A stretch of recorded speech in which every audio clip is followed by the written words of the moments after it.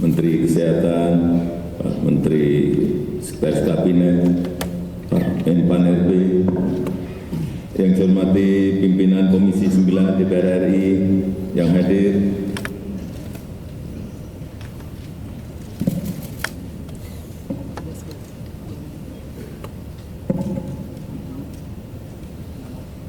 yang saya hormati seluruh pejabat eselon 1 dan 2 Kementerian Kesehatan dan Kepala UPT Kemenkes pagi hari ini hadir semuanya.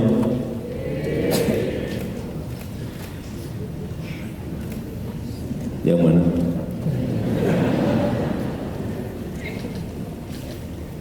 Yang saya hormati Kepala Dinas Kesehatan Provinsi, Kabupaten, dan Kota. Angkat tangan. Banyak.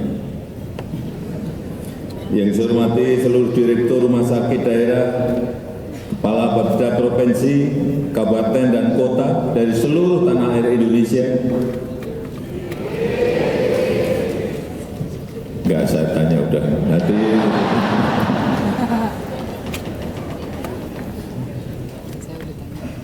pimpinan lembaga-lembaga internasional yang juga hadir pada pagi hari ini, para peserta Rakernas Kesehatan Nasional, hadirin dan undangan yang berbahagia.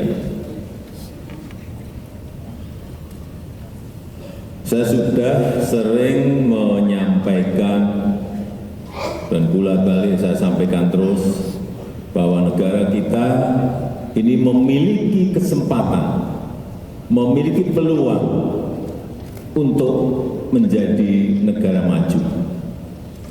Diprediksi dengan hitung-hitungan, diprediksi dengan kalkulasi-kalkulasi baik GDP, baik income per kapitanya, dihitung.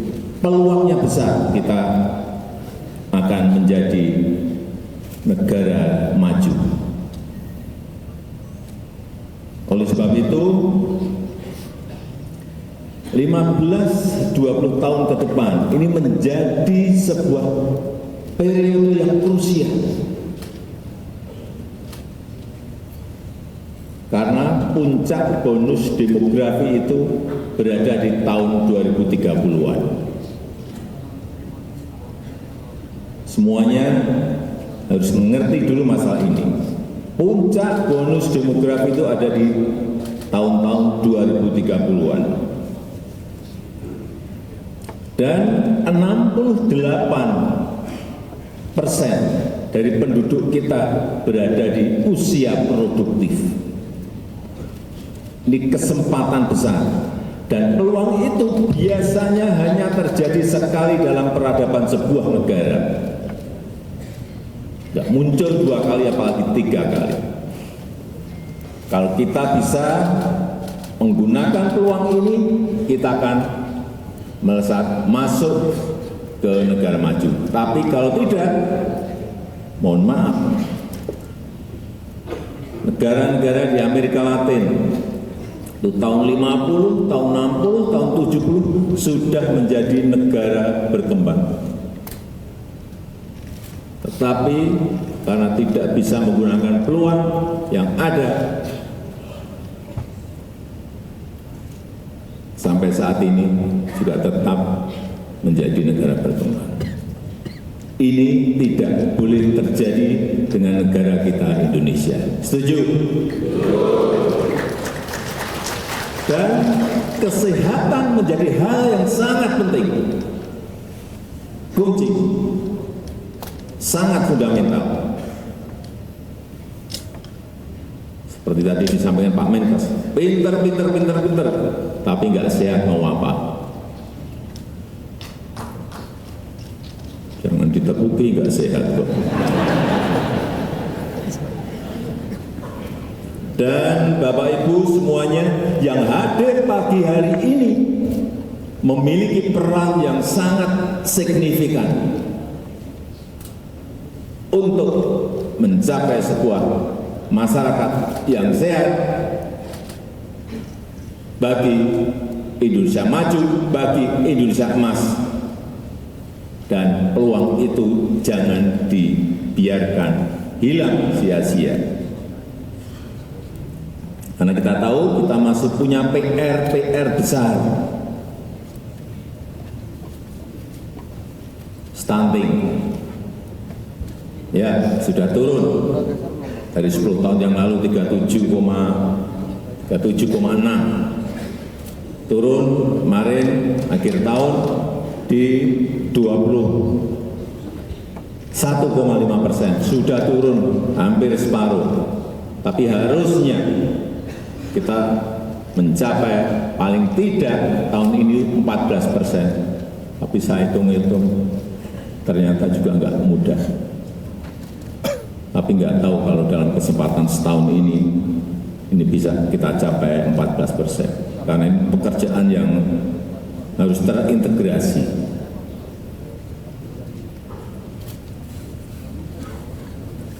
Dan juga selain stunting, yaitu kematian akibat penyakit tidak menular.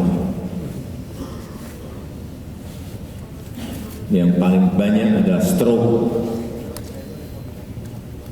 sampai 330.000 kematian per tahun akibat stroke. Kemudian juga jantung, kira-kira 300.000 kematian akibat penyakit jantung di negara kita, nomor 2. Dan yang ketiga, kanker.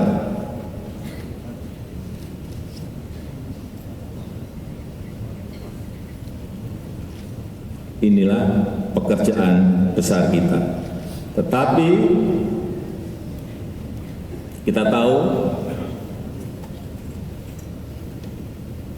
puskesmas sekarang ini sudah dikirim alat-alat lab, USG, EKG untuk mengatasi sedini mungkin hal-hal yang tadi saya sampaikan. Barangnya sudah datang belum ya? Sudah. USG, EKG sudah. Kemudian juga di RSUD kabupaten dan kota. Saya sekarang setiap ke daerah, secara sampling saya langsung masuk ke rumah sakit. Bukan karena sakit. Masuk ke RSUD. Masuk ke rumah sakit milik pemerintah pusat, pemerintah provinsi, RSUD milik kabupaten dan kota, masuk. Saya hanya ingin memastikan bahwa ada kesiapan dari rumah sakit daerah, rumah sakit yang ada di daerah untuk menerima yang namanya CT scan, mamogram, CAT lab. Beberapa yang saya masuk barangnya sudah ada di sana, tapi saya lihat ruangannya kadang-kadang belum mendukung. Alatnya puluhan miliar, ruangannya bayar. Ruangannya kurang bagus lagi. Mestinya ruangannya bagus karena alatnya super bagus, super modern.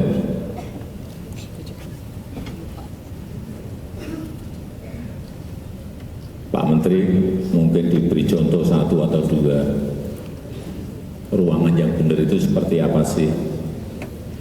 Nanti direktur rumah sakit melihat, oh ternyata yang benar seperti ini, yang bagus seperti ini. Dan juga RSUD di provinsi yang saya lihat juga sudah dikirim Linux, MRI, benar sudah, beberapa sudah. memang belum semuanya, karena ini menyangkut juga persiapan SDM, persiapan anggaran kita. Saya kemarin masuk ke rumah sakit daerah di Kalimantan Barat, Provinsi Kalimantan Barat, di Kabupaten Mempawah. Dirutnya ada enggak? Hadir. Tunjuk jari. Takut. Saya ini mau uji. Rumah sakitnya bagus. Dibangun dengan tata ruang yang baik. Baru nanti setelah dipuji gini tunjuk jari saya pakai. Bagus, tata ruangnya bagus, sinar dari luar juga masuk sangat bagus. Dan yang saya harus acungi jempol, rumah sakit itu dibangun habis 200-an miliar lebih, itu semuanya dari APBD.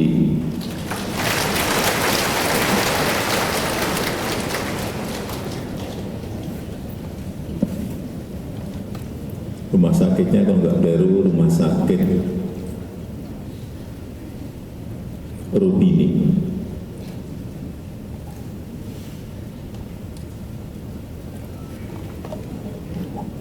Memang problem terbesar kita adalah dokter yang kurang, dokter spesialis yang kurang. Ini persoalan besar kita. Dan supaya Bapak Ibu tahu bahwa rasio dokter kita masih 0,47. 0,47. Rankingnya 147 dunia.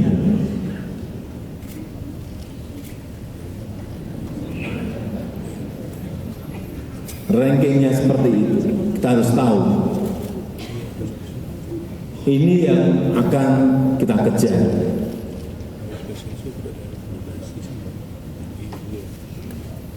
Oleh sebab itu perlu yang namanya rencana pembangunan jangka panjang, rencana pembangunan jangka menengah di bidang kesehatan. Kenapa Bapeda kita hadirkan? Supaya ini nanti sambung semuanya. Ada rencana pembangunan jangka panjang, rencana pembangunan jangka menengah, ada rencana induk kesehatan, sambung nanti sampai ke daerah, semuanya sambung. Jangan sampai pusat ke utara, daerah ke selatan. Udah, itu yang perlu saya tekankan pada pagi hari. Semuanya harus inline, semuanya harus satu garis lurus. Mana yang akan dikerjakan? Kita kerjakan rame-rame. Oleh sebab itu pagi hari ini kita ingin mengkonsolidasikan itu dan mengintegrasikan agar kerja kita bersama-sama ini menghasilkan sebuah hasil yang konkret dari persoalan-persoalan kesehatan yang kita miliki.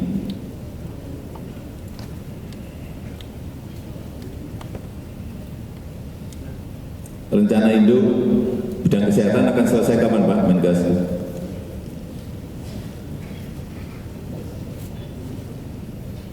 Pak Menteri yang menyampaikan, oh ya, Agustus akan selesai.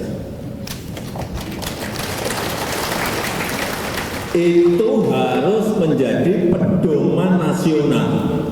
Harus menjadi pedoman nasional.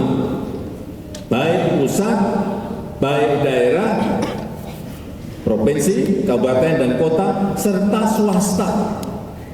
Semuanya harus sinkron, semuanya harus inline, semuanya harus seirama. Jangan berjalan sendiri-sendiri.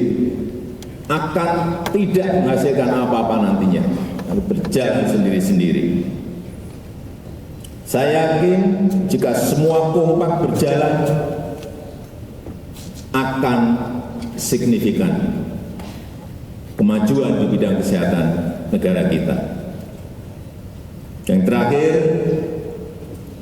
kita harus memperkuat industri kesehatan dalam negeri. Ini bolak-balik saya sampaikan, 1 juta lebih warga negara kita Indonesia berobat ke luar negeri. Malaysia, Singapura, Jepang, Korea, Eropa, Amerika. Dan kita kehilangan 11,5 miliar US dollar. Kalau dirupiahkan 180 triliun. 180 triliun hilang. Karena warga kita tidak mau berobat di dalam negeri. Dan pasti ada sebabnya kenapa enggak mau berobat di dalam negeri. Ini persoalan yang harus diselesaikan. Kemudian 90% bahan produksi farmasi itu masih impor. 90% masih impor. Kemudian 52% alkes kita juga masih dominasi impor.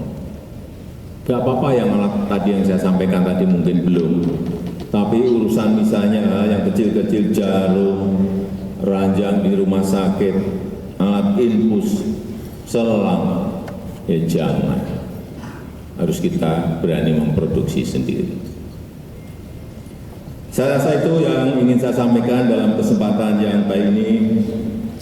Dan dengan mengucap Bismillahirrahmanirrahim, pada pagi hari ini secara resmi saya buka rapat kerja kesehatan nasional tahun 2024. Terima kasih. Wassalamualaikum. Nasnas tahun 2024 dimohon berkenan mundur. 3, 2,